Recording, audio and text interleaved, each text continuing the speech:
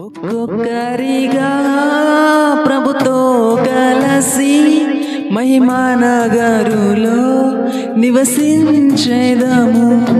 ఒక్కొక్కరిగా ప్రభుతో కలసి మహిమా నగరులో నివసించేదము.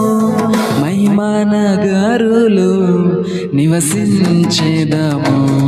రాజాదిరాజు మహిమాన్వితుడై మేఘవాహనుడై వచ్చుచున్నాడు.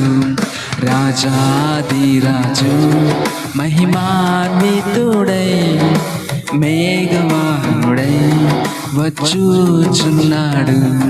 రాజాదిరాజు మహిమాన్వితుడై మేఘవాహనుడై వచ్చుచున్నాడు.